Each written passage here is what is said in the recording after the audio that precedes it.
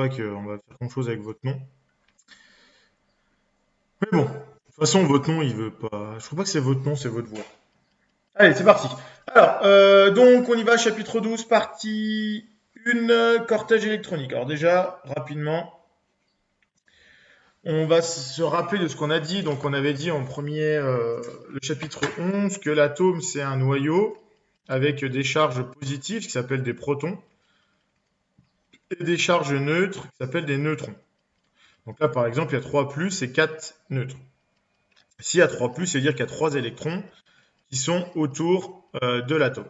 Alors, le truc, c'est qu'on vous a dit depuis le début, ouais, les électrons, ils tournent autour de l'atome, tralala, tralala. En fait, en réalité, c'est plus complexe que ça. Ils ont des zones où ils ont des grandes chances d'être et des zones où ils sont pas, où ils sont sûrs de ne pas être. Et ces zones, c'est ce qu'on appelle des orbitales. C'est des, comment dire, dans l'espace, c'est des zones de l'espace qui ont des certaines formes. Alors, si vous voulez voir à quoi ça ressemble une orbitale atomique, une orbitale atomique, pour vous montrer la tête que ça a, en fait, on peut la représenter en 3 dimensions. Et en gros, les orbitales, voilà, c'est des zones de l'espace qui ont des tronches un peu comme ça. Donc, par exemple, la S, elle ressemble à une boule, c'est la plus simple. Tac, tac, tac, voilà. La P, ça va être en fait une direction, donc vous avez 3 directions possibles. C'est pour ça que dans la boîte P, vous avez 3 possibilités de boîtes, et dans la boîte D, etc. D'accord? Donc du coup, c'est pas ça que je voulais faire, je vais revenir là-dessus. Donc là, si on prend nos électrons, maintenant, en fait, les électrons, ils vont dans des zones de l'espace. Et ces zones de l'espace, il va falloir comment dire, il va falloir ranger ces électrons dans les zones de l'espace. Ils vont pas rester n'importe comment. Alors déjà, première chose, premier rappel, ce qu'on vous dit dans le cours, c'est que les électrons, ils vont se ranger dans différents étages d'énergie, niveaux d'énergie, ce qu'on appelle le niveau N. Le niveau N, ça va de 1 à 2, 3, 4, 5, 6, et plus l'atome est gros, et forcément, plus il va être important. Et dans chaque étage, il existe des boîtes, enfin des orbitales, et ces orbitales, en fait, c'est toujours plus petit que, c'est entre 0 et L. Donc si L est égal à 1, en fait, vous n'avez qu'une seule boîte. Si L est égal à 2, vous avez deux boîtes, etc. D'accord? Pour L égal à 0, on a une boîte 0, effectivement. Euh, euh, L. Mais la boîte N, alors c'est plus petit, là, il y a une erreur dans mon sujet, là, c'est strictement inférieur. D'accord? C'est strictement inférieur à N. Mais bon, de toute façon, ce qui est important à retenir, c'est ça. Au niveau 1, qu'on avait N égale 1, N égale 2 et N égale 3. Au niveau 1, en fait, vous n'avez qu'une seule orbitale possible, qu'on appelle, c'est une orbitale S. Au niveau 2, vous avez deux orbitales possibles, la boîte S et une boîte P. Au niveau 3, vous en avez trois possibles, une boîte S, une boîte P qui contient trois boîtes qui contiennent. Alors, oui, je ne l'ai pas précisé, mais chaque boîte peut contenir au maximum deux électrons. Au maximum. D'accord? Alors, le mieux, c'est de faire un exemple. Alors, avant de faire l'exemple, on va juste donner une dernière chose qui s'appelle les règles de remplissage. C'est-à-dire que c'est comme un immeuble, en fait, on va remplir, ou comme des chambres d'hôpital, on remplit au fur et à mesure. On remplit déjà le premier niveau. Donc ici, je vais mettre deux électrons. Alors pourquoi j'ai mis des flèches dans deux sens différents? Parce que les électrons, ils vont toujours par paire. Et les électrons, ils vont toujours par paire d'électrons. En fait, il y a deux possibilités pour les électrons. Soit ils sont ce qu'on appelle un spin up, j'ai oublié le P, ou un spin down. Donc ça, c'est la mécanique quantique, on s'en fout un peu. Ce qui est important que vous compreniez, c'est que les électrons vont toujours par paire. Et donc, ils vont se grouper un up et un down. Alors, dans l'ordre de remplissage, on va remplir comme ça. C'est-à-dire qu'on remplit cette boîte-là. Ensuite, on remplira cette boîte-là. Ensuite, on remplit cette boîte-là. Ensuite, on remplira cette boîte-là. Ensuite, celle-ci. Et en fait, là, c'est là qu'il y a un cas particulier. Avant de remplir la D, on va descendre remplir la 4. S qui va être là, niveau 4. En fait, on n'ira jamais jusque-là, nous, cette année. D'accord? Puis ensuite, on remonte là, puis on redescend, etc. Et cette règle-là, elle est notée ici. D'accord? 1S, 3P, 3D, 4S, etc. Et le mieux, c'est qu'on fasse un exemple. D'accord? Alors, on y va pour un exemple. On prend par exemple, je sais pas moi, on va taper notre tableau périodique. Donc, si vous voulez vous entraîner à la maison, hein, c'est pas compliqué. Vous tapez pas au tableau périodique. Qu'est-ce que c'est ça? Image, et puis on prend n'importe quel tableau périodique. Tac. IB, bon, c'est pas top, mais ça suffira. On prend, je sais pas, moi, par exemple, on va pas prendre un trop compliqué pour commencer, l'azote. N. Donc l'azote, c'est 7. D'accord? Donc l'azote, on l'écrit comme ça. 7N. Alors, comment ça va fonctionner? Eh ben, en fait, on sait que si on a 7 ici, ça veut dire qu'on a 7 protons. D'accord? Ici, le nombre de nucléons, on ne le connaît pas, mais c'est pas important parce que le nombre de neutrons, il joue pas sur le nombre d'électrons. Donc si on a 7 protons, ça veut forcément dire qu'on a 7 électrons. Parce que l'atome est toujours neutre. D'accord? Et donc ces 7 électrons, je vais les ranger dans mes boîtes. Donc j'ai une boîte au niveau 1, qui s'appelle la boîte S. Au niveau 2, je vais avoir deux boîtes. Une boîte de 3 et une boîte de 2. Et au niveau 3, je vais avoir 3 boîtes. Mais finalement, on n'ira même pas jusque-là, ne vous inquiétez pas. D'accord? Puis là, on a des boîtes 1, 2, 3, 4, 5. Alors, au nombre d'électrons dans chaque boîte, c'est à apprendre par cœur. Ici, c'est la boîte P. Ici, c'est la boîte S. Ici, c'est la boîte P. Alors, on y va, on remplit. Alors, moi, ce que je vais faire, c'est que je vais faire des points. D'accord? Pour simplifier, je ne vais pas faire des flèches, mais on pourrait faire la même chose avec des flèches. Donc, on y va. J'ai 7 électrons à ranger. Donc, je remplis ma première boîte. 1, 2.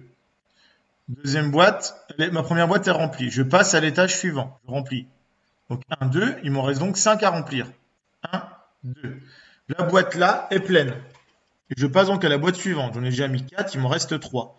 Et là, je commence à remplir mes chaînes. Mais comme dans un hôpital, quand vous avez une série de chambres, vous remplissez déjà, avant de mettre les gens par deux, vous mettez les gens tout seuls. Et voilà. Et donc là, on a notre structure électronique. Alors, on a rangé nos 7 électrons. Donc maintenant, comment est-ce qu'on note ça de manière propre? Parce que finalement, on ne va pas faire le dessin là à chaque fois. C'est un peu fatigant. Donc on va dire que la structure de l'azote, on peut noter le 7 si on veut ici. En fait, sa structure, elle vaut, dans l'étage 1, case S, il y en a 2. Donc je vais noter 1, S, 2. Au niveau 2, dans la boîte S, j'en ai 2. Et au niveau 2, la boîte P, j'en ai 3. Donc là, j'ai la structure de l'azote. Est-ce qu'il y a des questions pour le moment? Oui, moi j'ai une question. Vas-y. En fait, je comprends pas pourquoi quand vous avez calculé vous avez mis 2S2. Pourquoi vous mettez pas directement 2S2 au lieu de remettre le 1S2? Bah, parce qu'en C'est fait, parce que c'est le niveau 2? ouais, c'est au niveau en fait, si tu mets pas le 1s2, il te manque des électrons. Si tu comptes là, regarde, t'as bien tous tes électrons. On a bien 2, plus 2, 4, plus 3, 7. Si tu mets pas le Oui, 1s2, c'est comme si tu avais oublié les électrons qui sont là. Ils sont là, c'est pas les mêmes, hein, ceux-là. Les deux boîtes là sont totalement différentes. oui, oui. C'est parce que c'est pas le même niveau, mais du coup, quand vous avez mis le 1 au début du S et le 2 au début du S, c'est pour les niveaux, C'est c'est les ça? niveaux, exactement, c'est ça. Ça, c'est le numéro, c'est le niveau, et ça, c'est le type de boîte. Ok, D'accord? Et puis ensuite, merci. tu notes ce qu'il y a dedans. Donc au niveau 4, tu D'accord. auras 4 boîtes, une boîte P, une boîte. Alors, ouais, c'est un peu plus complexe que ça. Mais de toute façon, nous, au maximum, on s'arrêtera à Z égale 17. Donc, au maximum, on pourra ranger 17 électrons. Et vous allez voir que 17 électrons, on s'arrête là, en fait. On va pas plus loin que ça. Donc, tout ce qui est au-delà de ça, c'est pas à retenir. Non, c'est pas si simple que ça, Maïna. En fait, il y a de l'histoire de. Comment on sait qu'il faut mettre un électron dans une case ou deux. Bon, en fait, à chaque fois, tu remplis ta case S, tu la remplis. Une fois qu'elle est remplie, tu passes à la deuxième case S. Quand tu passes à la P, c'est dans la même case, tu peux en mettre, comment dire. Alors, presque le plus simple, c'est de repartir sur une. En fait, quand tu vas les ranger, vu que les cases P, en fait, bon, ça c'est hors programme, mais c'est des trucs qui ont la forme là. Il n'y a aucune raison de remplir les deux là plutôt que les autres, parce qu'en trois dimensions, en fait, statistiquement, les électrons, ils ont autant de chances d'aller là, là, là, enfin, d'aller dans les trois dimensions de l'espace. Bon, ça, c'est l'explication un peu plus physique. Mais concrètement, l'explication bébête, c'est toujours je remplis les boîtes jusqu'à qu'elles soient pleines, mais au sein d'une boîte, quand elle est plus grosse, qui a des compartiments différents comme la boîte P, je mets un électron par semi-compartiment avant de continuer à compléter. D'accord? Vous allez voir, on va faire avec le chlore. Mais dans la boîte S, en fait, le maximum dans les boîtes, c'est 2. Toujours 2. C'est toujours 2. Mais dans l'orbital P, c'est en gros la grosse boîte là, on peut en mettre 6 parce que en fait, c'est 3 cases de 2. Ah, ok, ok. On va faire le chlore. Donc le chlore, Z égale 17. Le chlore. D'accord? Donc s'il y a 17 protons, il y a 17 électrons. Bah, on va faire avec 17, tu vas voir, c'est pareil. Une boîte, c'est une orbitale, ouais. Enfin, oui, on va simplifier comme ça. Donc il y a 17 électrons. Donc les 17 électrons, on va les ranger dans des boîtes. On y va dans nos cases ici, tac. Et puis en fait, il n'y a même pas besoin de la prendre, la D, parce qu'en fait, on n'ira jamais jusque-là. Donc on y va, on complète parce qu'on connaît. Alors on y va 17. 1, 2, 3, 4, 5, 6, 7, 8, 9, 10, 11, 12, 13, 14, 15, 16, 17. D'accord? Et donc là, la structure électronique du chlore, ça fait du 1s2, 2s2, 2p6, 3s2, 3p5. Et si vous faites la somme, on a 2 plus 2, 4 plus 6, 10, plus 2, 12, plus 5, 17. On retrouve bien nos 17 électrons. Il y a, alors à terme, plutôt que de mettre des points, bon, c'est pas faux en soi, hein, normalement on met des flèches. D'accord? Déjà, c'est moins chiant à faire, ça fait moins crado et surtout, c'est plus respectueux de la réalité. Donc, si on met que des flèches, je vais vous le mettre en couleur. On va faire, on recommence. 1, 2, 3, 4, 5, 6, 7, 8, 9, 10, 11, 12, 13, 14, 15, 16, 17. Ok? Est-ce qu'on est bon? Des questions? Pas de questions? Questions? Non, c'est bon? Ok. Alors, vous allez me dire, pourquoi est-ce que je vous embête, pour être gentil, avec ça? Pourquoi est-ce que je vous apprends ça? Parce qu'en fait, ce truc-là va nous expliquer comment est-ce que... Alors déjà, première chose, si vous regardez dans un tableau périodique, on va reprendre notre image là de tout à l'heure. Si vous regardez, vous faites les structures électroniques du fluor, du chlore, du brome, etc. On va faire le fluor pour que vous voyez à côté. Donc là, je fais le fluor rapidement, juste en dessous. Donc le fluor, ici, il est là, hein, Z égale 9. Donc ça veut dire 9 à ranger. Donc 9 à ranger, on y va, je fais mes boîtes. En fait, j'ai pas besoin d'aller jusque là, vous allez voir, je m'arrête un peu avant. Donc je fais mes boîtes, et je me range les 9. 1, 2, 3, 4, 5, 6, 7, 8, 9. Et là, normalement, vous devez remarquer quelque chose. Le fluor, il est juste au-dessus du chlore. Et quand vous regardez leur dernière ligne, en fait, c'est la même structure, mais un niveau au-dessus. Ouais. Et si vous faites ça pour tous les atomes d'une même colonne, en fait, vous vous rendez compte qu'à chaque fois, la fin, la dernière truc que vous remplissez, ça se remplit pareil. Ça veut dire qu'en fait, concrètement, le fluor, le chlore, le brome, l'iode, l'astate, etc., ils finissent toujours en quelque chose S2, quelque chose P5. Et du coup, ça veut dire qu'ils vont avoir le même type de réaction. On en reparlera plus tard. C'est-à-dire qu'ils vont réagir un peu pareil. C'est-à-dire que si vous voulez un élément qui ressemble au chlore, eh ben, vous pouvez prendre le fluor.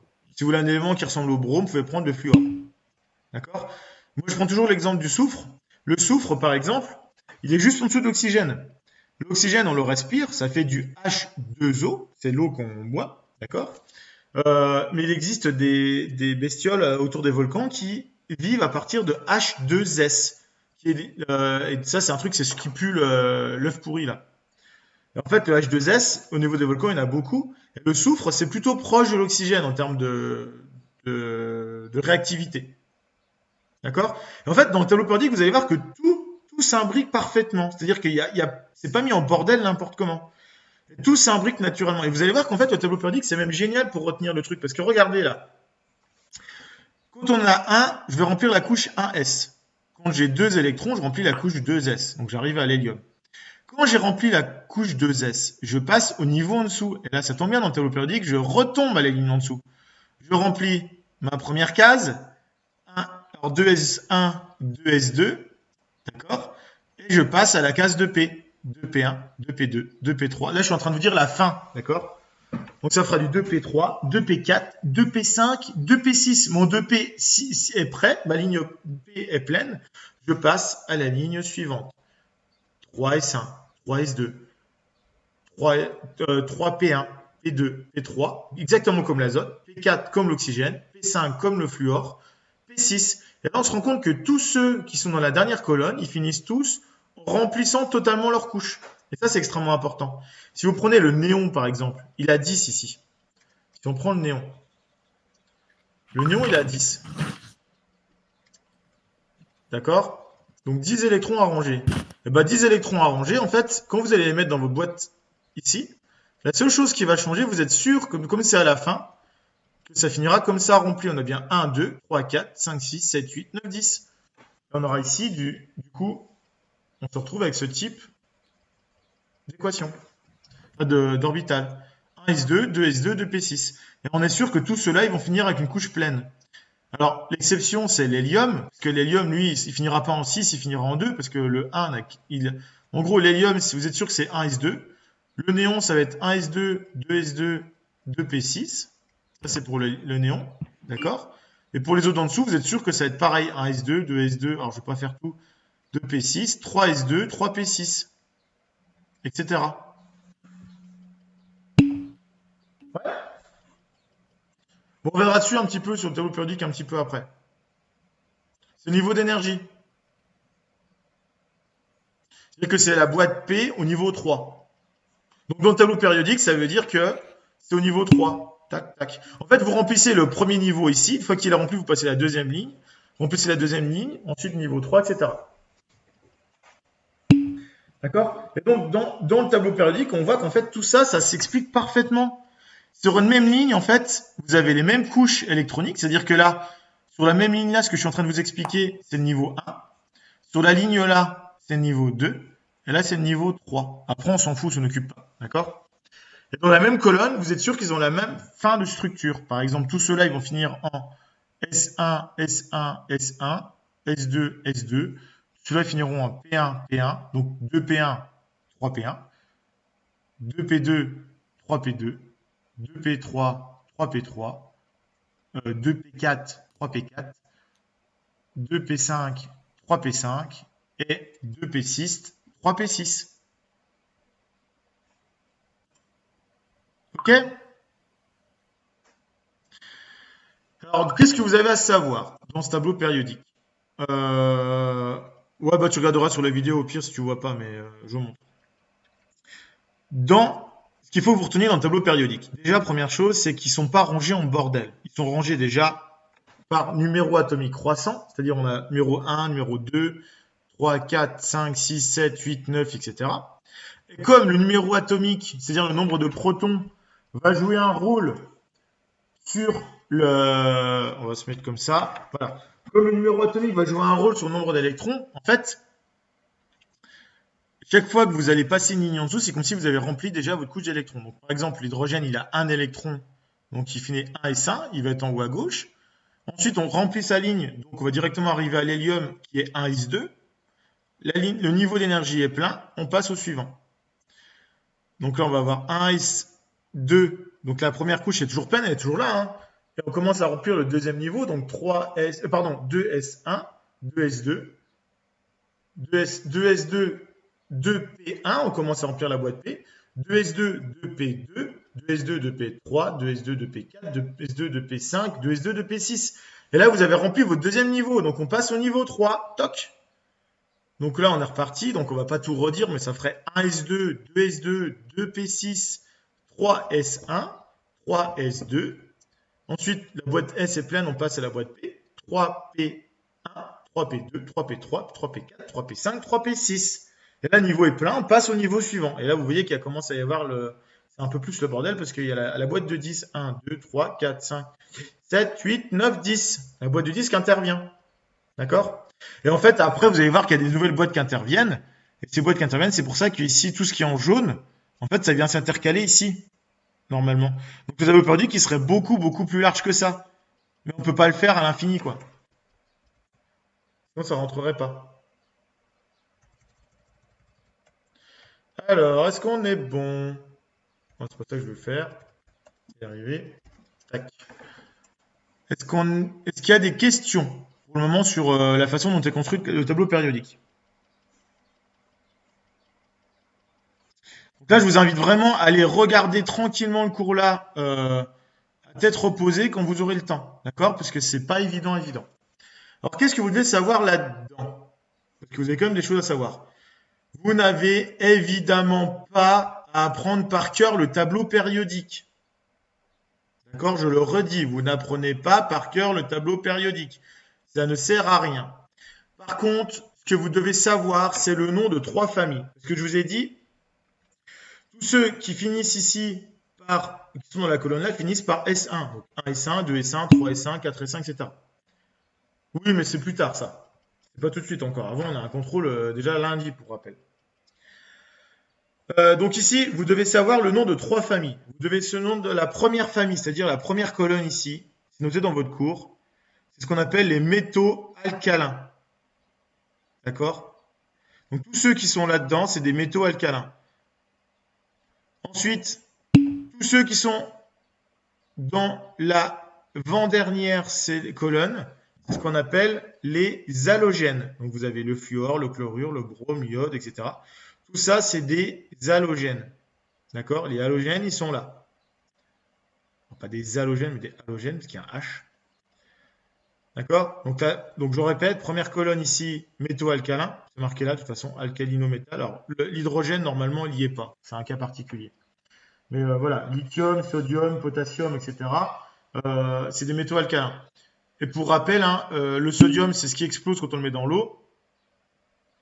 J'ai pas écrit, hein. J'ai rien écrit. Attends, si tu veux, on va l'écrire.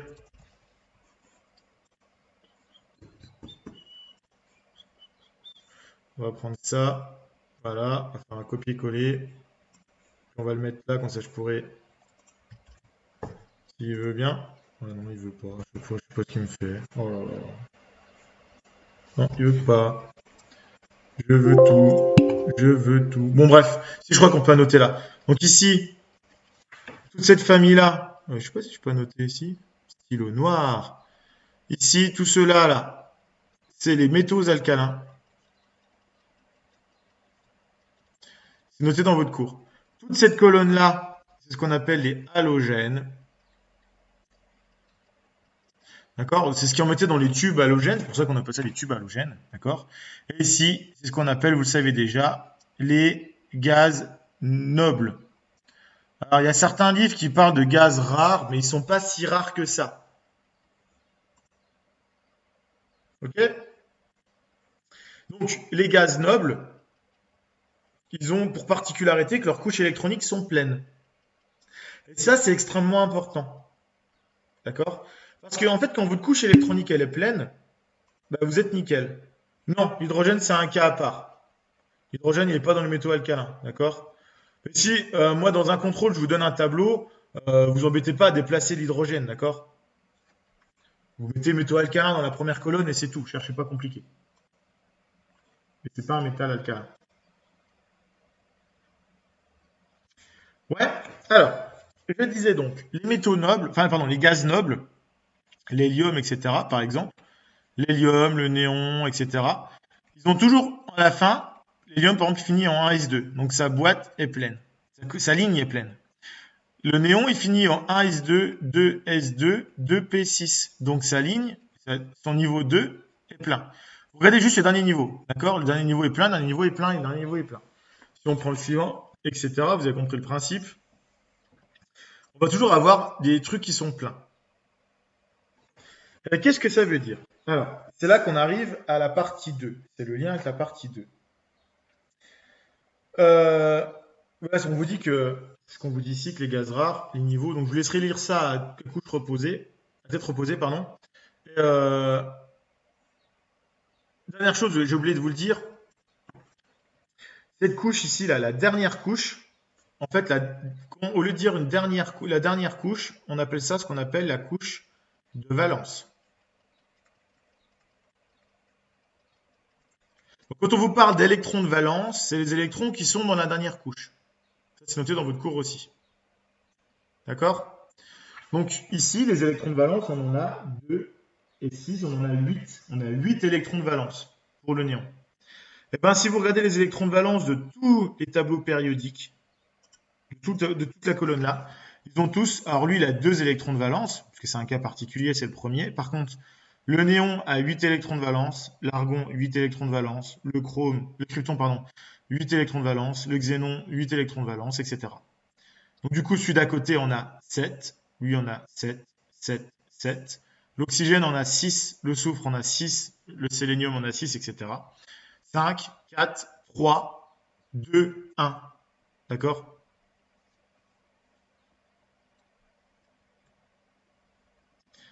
J'espère que j'ai pas été trop vite.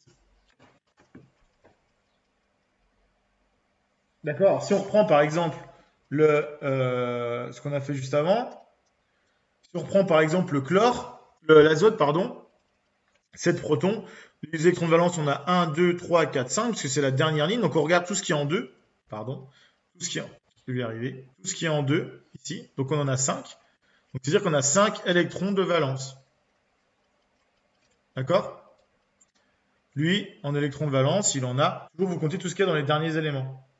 Donc là, par exemple, je sais pas, on avait fait quoi d'autre? On avait fait le chlore, je crois, après. Donc par exemple, bah là, on voit qu'on retrouve nos 8 électrons de valence, etc. Le fluor, lui, il a 1, 2, 3, 4, 5, 6, 7 électrons de valence. Et si on prend le tableau périodique, on va bien voir qu'il est bien dans l'avant-dernière colonne, donc il est bien dans la colonne où il y a 7 électrons de valence. Des questions? C'est simple, et surtout, on se rend compte que le tableau périodique, le mec qui a inventé ça, donc pour rappel, c'est Dimitri Mendeleïev. Il a fait ça déjà, il y a des éléments qu'il ne connaissait pas, donc il a laissé des trous. Et le pire, c'est qu'il a fait ça sans même savoir que l'électron existait. C'est-à-dire que lui, il a rangé ça avec les masses, il savait même pas ce que c'était les protons à l'époque. Donc en gros, il a juste pesé les éléments, les a rangés du plus lourd au plus léger, et puis il a dit, bah tiens, l'élément là, il réagit peu pareil que les autres, etc. Et il les a rangés par ordre de ressemblance, si vous voulez. D'accord? Quand je dis ressemblance, c'est-à-dire en gros les molécules qui font, par exemple H2O, H2S, etc. Alors, la notion de molécule, ils ne connaissaient pas non plus, hein, mais ils savaient en gros ce que ça faisait, les gaz que ça faisait. Et donc le mec, il a rangé ça en laissant des trous, et en rangeant ça, en se disant, bah tiens, les trucs se ressemblent un peu. Et on voit que quand on complète les trous, et on a juste pivoté le tableau, parce que lui, il l'avait fait de manière verticale, mais nous, on l'a fait de manière horizontale, et ben déjà, ça explique tout. L'arrangement, c'est nickel, parce que du coup, ça tombe avec les électrons dans le bon sens et tout. Les propriétés sont respectées, etc. Et ça range. En plus, ça permet, quand on a découvert les électrons et les orbitales électroniques, on s'est rendu compte qu'en fait, ça se complétait parfaitement. Donc le tableau périodique, c'est un truc, c'est monumentalement génial comme truc. C'est peut-être une des meilleures inventions de l'histoire. Parce que là-dedans, ça vous permet de tout comprendre, les éléments de tout l'univers, de comprendre pourquoi l'oxygène réagit comme le soufre, pourquoi est-ce qu'il est là, pourquoi est-ce qu'il réagit ou pourquoi est-ce qu'il réagit pas. Et si un jour on trouve un nouvel élément, bon, on en fabrique par exemple, on sait si on arrive, imaginons que on connaisse pas le chlore, et ben on pourrait vous dire à l'avance quelles seraient ses couches électroniques, ses propriétés, etc. à l'avance. Et c'est ce qu'a fait Mendeleïev. Mendeleïev, il a dit ici il y a un trou, on ne le connaît pas. Et ben cet élément-là, moi je peux vous dire qu'il aura telle masse et qu'il fera à peu près telle réaction. Et donc quand on a découvert les éléments, on a exactement trouvé ça. Donc le mec était vachement quand même assez calé. Il a vraiment, c'est vraiment été un grand scientifique. Ouais. Donc je sais pas, on va peut-être essayer de faire un TP sur Mendeleïev si on a le temps, pour vous compreniez. Mais est-ce que vous comprenez un peu comment dire, le fait que c'est vraiment génial le tableau comme il est construit. Tout le monde voit ça comme un truc un peu bordélique, qu'on range tout un peu à l'arrache. En fait, c'est pas rangé du tout à l'arrache. Et même, Limite, si vous vous rappelez plus le 1s2, 2s2 de P6, en fait, vous les voyez dans le tableau. Ici, on voit que la première ligne, on a 1s2. C'est pour ça que des fois, en cours, vous verrez le H, ils le mettent pas là, ils le mettent là. En fait, ils le mettent à droite. Donc, vous avez bien les deux premières, donc c'est 1s2. Et ensuite, on a les couches S ici qui vont se remplir. 2s2, 2s1, pardon, 2s2. Et ensuite, on passe aux couches P, une A6. Donc, en fait, vous voyez qu'on retrouve les couches électroniques. Ça tombe pas du ciel. On est bon? Bon, faut vraiment qu'on enchaîne un petit peu là. Du coup, on passe. Ça, c'était la partie 1. D'accord? Donc maintenant, on passe à la partie 2 sur les WIS. Alors, et puis après, on ira. On va pas aller beaucoup plus loin que ça parce que ça va être un peu chaud pour vous après de tout magasiner. Alors, la partie 2 sur les WIS. Si on regarde les électrons de valence, que je vous ai expliqué, on peut les compter. C'est-à-dire qu'on prend les électrons uniquement du niveau dernier. Par exemple, ici, le carbone, c'est 6. Donc, si on fait les couches, ça fait 1s2, 2s2, 2p2. On va s'occuper que ce qui est dans le dernier niveau. Le dernier niveau, c'est le niveau 2, donc ça nous fait du 2s2, 2p2. D'accord? C'est bon? Et donc le nombre d'électrons de valence, c'est 4. D'accord? Et bien maintenant, il y a une règle vitale, qui est la règle qui explique toutes les réactions chimiques, qui dit que tous les éléments, imaginons que cet élément ici, il manque 3 électrons, et bien tous les éléments, ils vont tout faire, tout seul. Alors, si vous avez un élément qui est comme ça, qui a la couche électronique suivante, 1s2, 2s2, 2p3. Cet élément n'est pas stable. Ça veut dire que tout seul, il n'existera jamais tout seul. Il va toujours se combiner avec d'autres. Et pourquoi il va se combiner avec d'autres? Parce qu'il n'est pas stable lorsqu'il n'a pas la bonne structure électronique. La bonne structure électronique, c'est la structure où tout est plein. Le but des atomes, c'est de remplir ces électrons. Et donc là, par exemple, cet atome qui avait 1, 2, 3, 4, 5, 6, 7, c'était l'azote, il va tout faire pour gagner 3 électrons. Donc 1, 2, 3, de manière à remplir sa couche. Mais cette règle-là, c'est la règle qui nous dit qu'en fait, on va tout faire pour avoir 8 électrons sur la couche externe. 1, 2, 3, 4, 5, 6, 7, 8.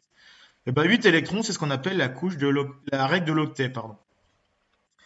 Et en fait, la règle de l'octet s'applique pour tous les éléments. Ils veulent tous respecter la règle de l'octet, c'est-à-dire avoir 8 électrons sur leur électron de valence. Ils veulent avoir 8 électrons de valence. Tous, évidemment, il y a toujours une petite règle, sauf les plus petits. Les plus petits, eux, ils veulent juste avoir 2 électrons. C'est parce que forcément, sur leur couche, eux, les tout petits, ils vont pas remplir une couche P, il n'y en a pas. Donc, ils vont remplir leur couche S.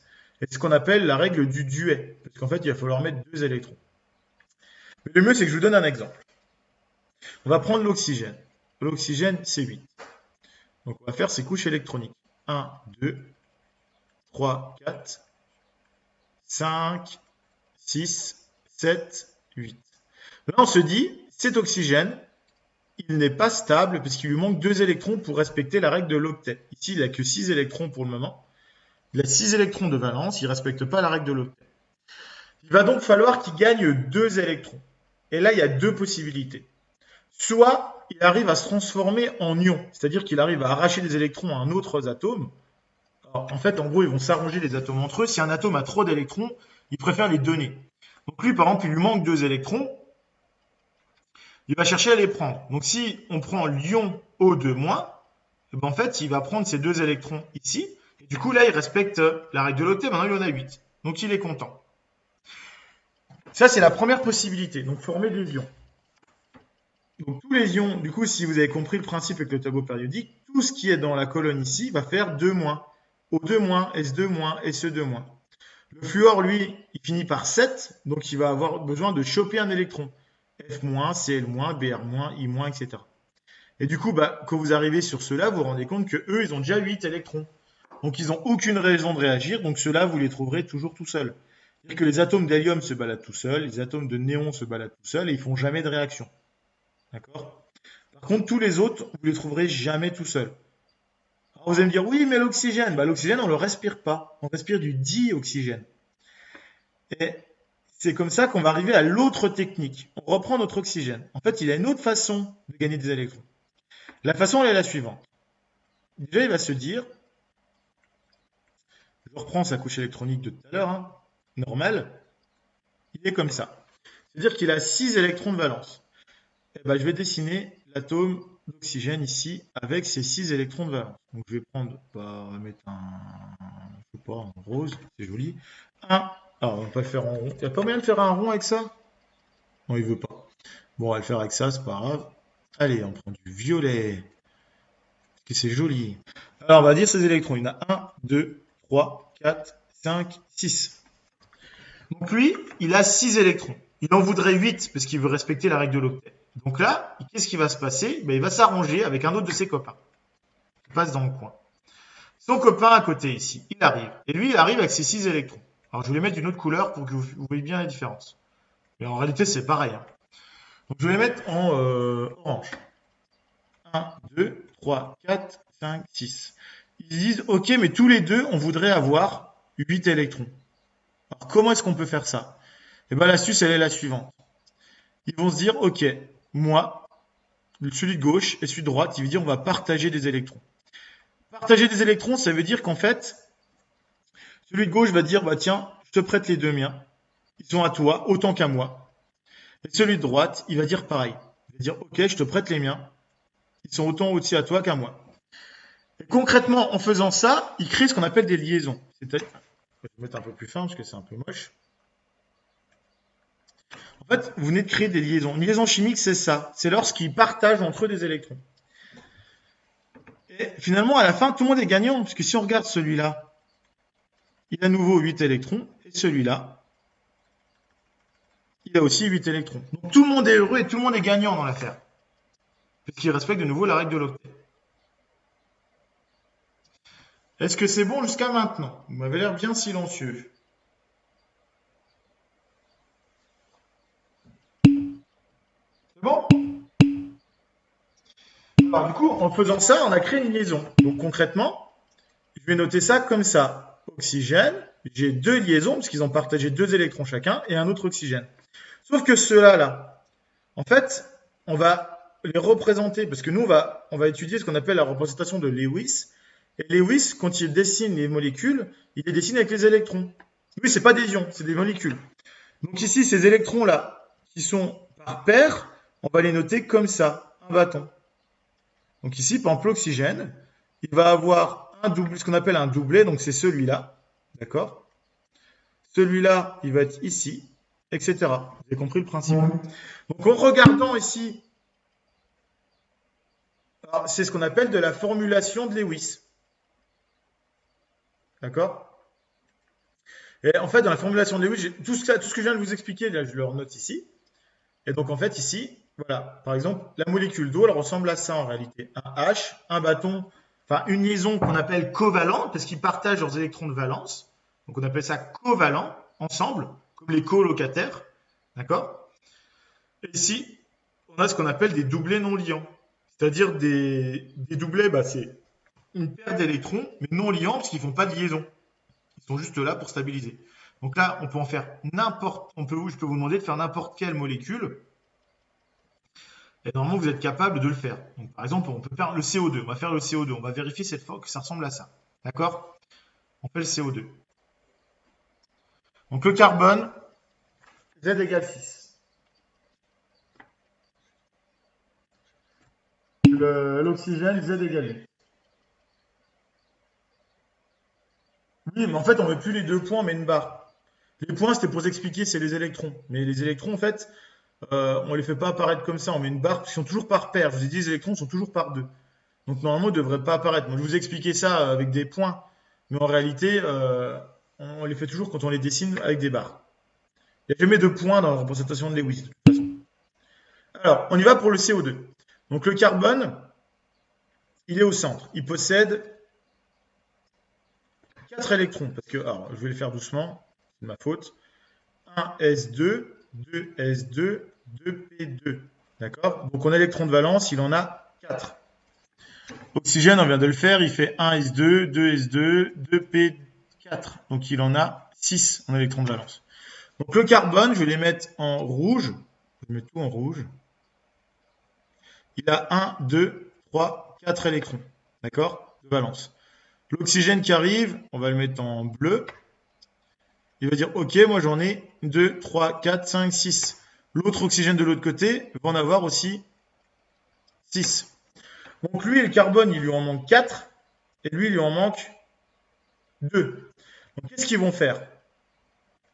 Bah, le carbone, il va dire, ok, je t'en prête 2, donc les deux là, par exemple, et toi, tu m'en prêtes 2, donc les deux là.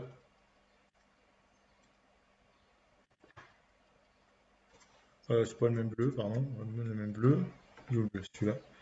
Donc on va se partager nos 2 électrons. Donc là, ils vont faire ce qu'on appelle 2 liaisons covalentes. 1, 2. Et là, carbone, il a gagné 2 électrons. Ça revient à gagner 2 électrons, mais lui, il est content. Donc tout le monde est content du côté là, pas de souci. On va faire pareil de l'autre côté. Ces 2 électrons-là, il va les prêter. D'accord? Il les prête à l'oxygène. L'oxygène va lui prêter les siens. Pas de problème.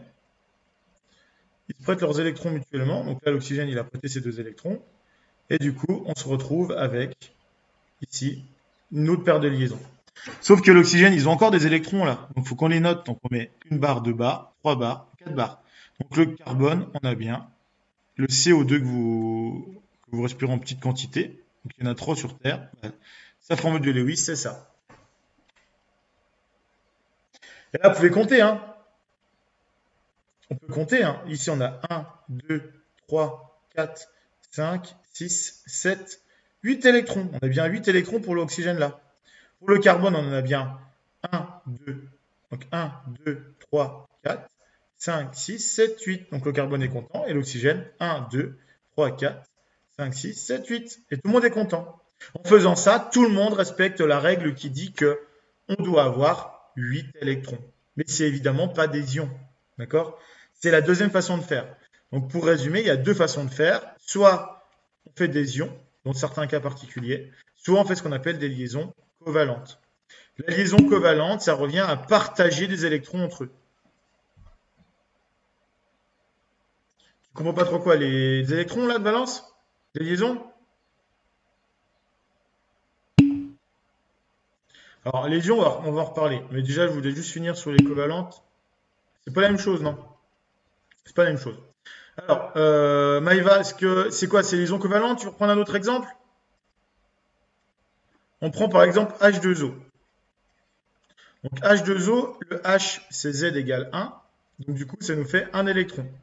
Donc du coup, sa couche électronique, ce sera 1s1. Oui, c'est ça. Mais avec des barres sur les côtés au-dessus des hauts. Ah, bah, ici, le carbone, en fait, il va faire 4 liaisons. C'est-à-dire qu'il a prêté ses 4 électrons, donc il va faire 4 liaisons. Et chaque oxygène en prend à prêter 2. Et donc, on va noter comme ça. On va noter C. La barre là veut dire qu'il y a un électron qui vient du carbone et un qui vient d'oxygène. Ils sont partagés ensemble. D'accord? Donc, un du carbone, un de l'oxygène. Pareil pour la barre d'en dessous. Et donc, l'oxygène arrive et lui, il en reste 4 en plus. Donc, 1, 2, 3, 4. Et l'oxygène, il a bien ses 6 électrons. Il a bien ses... Alors, je vais les mettre en couleur si tu veux. On va mettre comme ça. Ici, on a bien 1, 2, 3, 4, 5, 6 électrons pour l'oxygène. Et les électrons d'à côté, ceux-là, ils appartiennent au carbone. Mais en gros, là, quand ils font une liaison covalente, ça revient à mettre en commun les électrons, à mutualiser les électrons. Ce qui fait que les deux sont gagnants. Ça revient un peu comme si les deux avaient gagné un électron, s'ils les partagent. Ok? Alors, on va passer maintenant aux ions.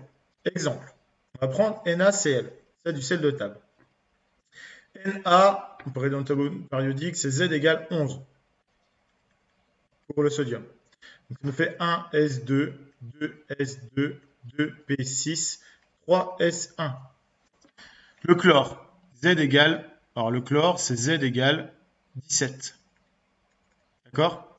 Donc ça nous fait du 1S2, 2S2, 2P6, 3S2, 3P5. Alors, on y va, on réfléchit un petit peu maintenant. Lui, en électron de valence, il en a 1. Lui, en électron de valence, il en a 8. 7, pardon. Ils veulent tous les deux gagner. Enfin, ils veulent pas gagner, ils veulent chacun se retrouver avec une couche électronique pleine, c'est-à-dire finir en 8. Donc le chlore, c'est pas trop compliqué. Le chlore, lui, il faut qu'il gagne un électron, parce qu'on voit que pour arriver à 8, il faut juste il en manque un. Par contre, le sodium, le Na, ici, si on réfléchit un peu, soit il gagne 7 électrons, et dans ce cas-là, il sera 3s2, 3p6, il sera content, mais il y a beaucoup plus simple. Imaginons qu'il oublie, qu'il perde cet électron-là, qu'il le donne à quelqu'un. Il se retrouve en 2s2, 2p6. Et là, il est super content parce il se retrouve de nouveau avec 8 électrons sur sa couche externe. Eh ben, l'atome, il est comme vous, il est feignant. Il va chercher au plus simple. Et un atome, s'il doit donner des électrons, il va s'arranger pour avoir le moins de boulot possible. Là, le sodium, il avait le choix, par exemple, entre soit en donner un, soit en gagner 7. C'est beaucoup plus simple d'en donner un. Donc, bah, ils vont se mettre d'accord mutuellement. Le sodium va dire au chlore, bah tiens, je te donne mon électron, moi ça m'arrange, j'en veux pas. Comme ça, moi je respecte la règle de l'octet. Et le chlore, lui, va se retrouver avec un électron de plus, donc il va devenir Cl-. Donc ici, il deviendra 2p6 et respectera la règle de l'octet. Et le sodium, lui, il sera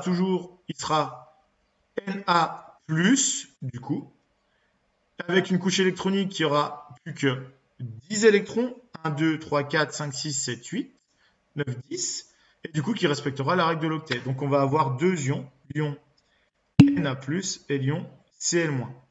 Ce n'est pas magnétique, ça serait des forces électrostatiques, plutôt. D'accord? Et donc, globalement, maintenant, si un atome peut faire un ion, eh ben, vous voyez, en faisant ce type de raisonnement-là, on peut trouver juste avec le tableau périodique la tronche de l'ion. Par exemple, tous les ions qui vont être là, ils finissent en 1 s 1, donc pour eux, c'est beaucoup plus simple d'en perdre. D'accord? Donc, par exemple, le lithium, il est 1s2, 2s, il est 1s2, 2s1. Pour lui, c'est beaucoup plus simple de perdre son 2s1 pour être 1s2. Comme ça, il sera plein. Il respectera la règle du duet. Si vous prenez donc tout cela, ils vont finir en 1+. Tout cela vont finir en 2+. Tout cela vont finir en 3+. Alors, le carbone et le silicium, ils font pas trop d'ions, puisqu'en fait, eux, 4+ ou 4-, c'est pareil. Donc, ils font pas trop d'ions, ils font plutôt des molécules, comme on l'a vu tout à l'heure. Tout cela, ils vont faire en 3-. Donc, vous allez avoir N3-, O2-, F-. Et le néon ne fera pas d'ion, puisqu'il respecte déjà la règle du 8.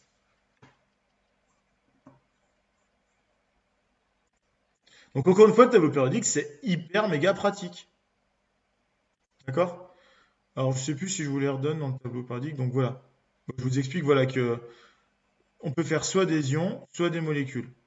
D'accord? Donc, les ions, on n'a pas trop parlé dans le chapitre là. Mais voilà, vous avez compris le principe. Surtout, c'est les formules de Lewis qui m'intéressent dans ce chapitre-là. Donc, savoir faire une formule de Lewis. Ouais? Oui, non. Des questions? Donc maintenant, on est capable de faire n'importe quelle structure de Lewis. Alors vous allez voir, avec l'habitude, en fait, vous allez retenir une chose, c'est que le carbone, il fait 4 liaisons. Parce qu'il finit en 4. Comme il a 4 électrons sur sa couche de valence, il va chercher à en faire 4. Donc il fera 4 liaisons forcément, le carbone. D'accord? Vous allez vous rendre compte que l'hydrogène, il fera une seule liaison.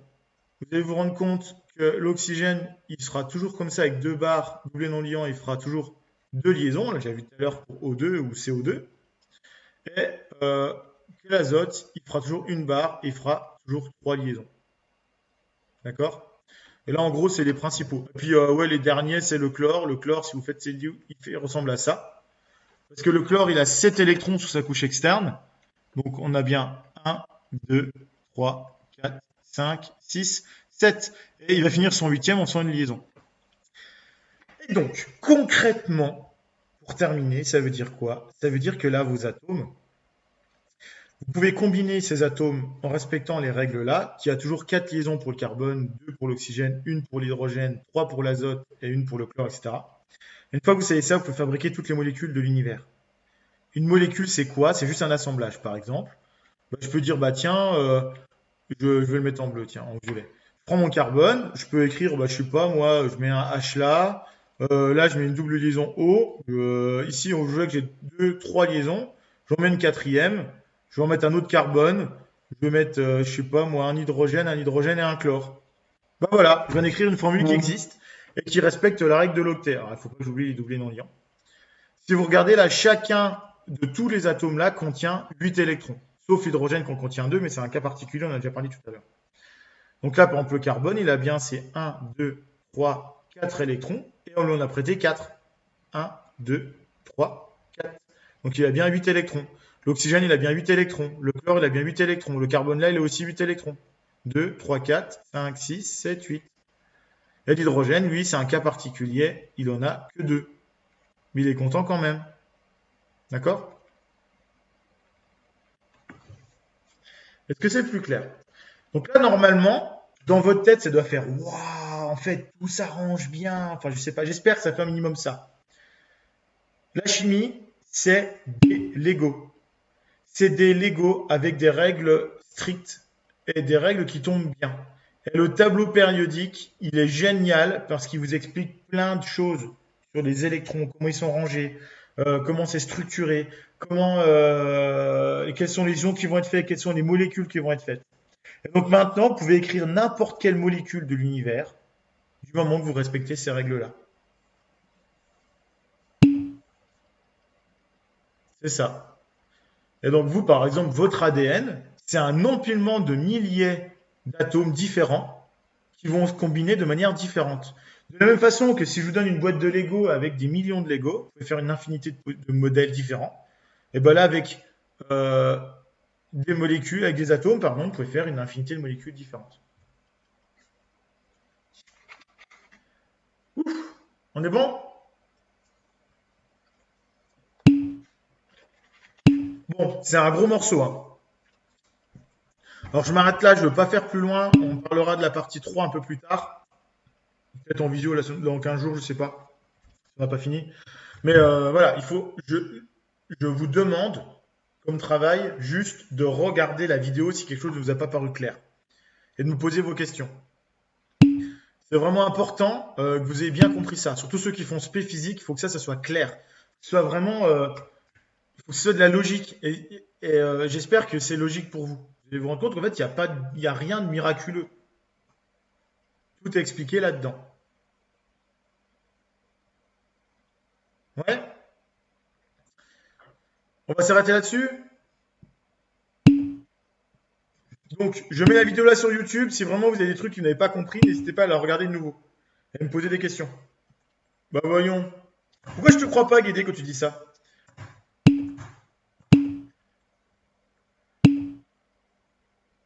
Toujours pareil, c'est Monsieur Bucher. Ok, bah regarde-le de nouveau alors. Tu poseras tes questions, Guédé, si tu comprends pas en cours lundi. Allez, on se revoit lundi. Et révisez bien chapitre 9 et 10 et regardez la vidéo s'il y a des trucs qui... c'est peut-être ça aussi, Guédé. Des trucs que vous n'avez pas compris. Bonne semaine à tous, bonne journée et à lundi. Bonne révision.